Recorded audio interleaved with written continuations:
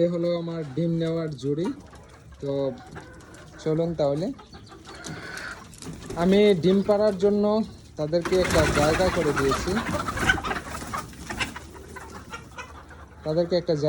দিয়েছি। এই যে দেখতেই পাচ্ছেন আপনারা, এই যে ডিম পাড়ছে, এই যে দেখতেই পাচ্ছেন ডিম।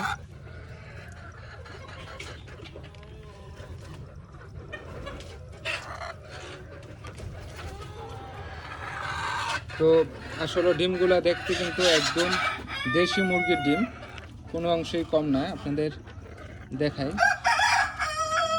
সাইজগুলো বোঝার কোনো সুযোগ নেই যে আসলে এটা কি দেশি মুরগির ডিম নাকি অন্য কোনো মুরগির ডিম।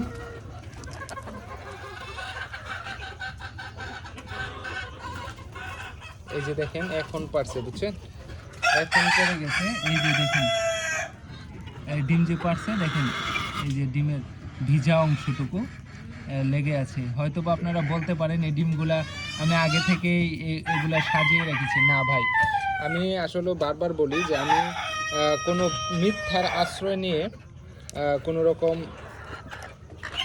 আপনাদের সাথে প্রতারণার কোনো সুযোগ নিচ্ছি না। আমি যেগুলা সত্য সেটাই আপনাদের দেখানোর চেষ্টা করি ইনশাল্লাহ। এই মুরগিগুলো হচ্ছে আসলে বন্য মুরগি, বুঝছেন। এগুলোরে যতই সুযোগ করে দেবেন না কিন্তু কিন্তু এলোপাতাড়ি থাকতে এবং ঘুরতে চলতে কিন্তু তারা স্বাচ্ছন্দ্য বোধ করে।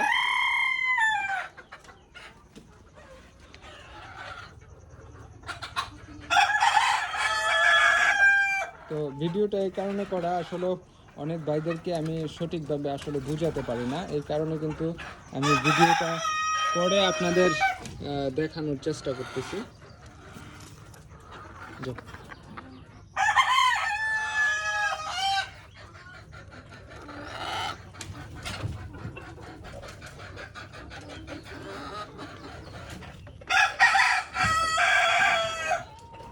একটা কথা বলে রাখি, এই মুরগিগুলো আপনার সকাল 7টা থেকে 6টা-7টা থেকে ডিম পাড়া শুরু করে এবং আসরের নামাজের আগ পর্যন্ত কিন্তু তারা যেই পরিপূর্ণ যে ডিমগুলো আছে ওই ডিমগুলো কিন্তু তারা দিয়ে থাকে।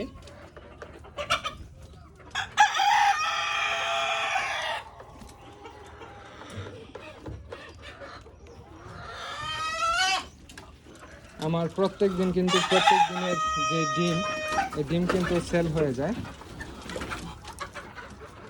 প্রত্যেক দিন কিন্তু ডিম সেল হয়ে যায়। তো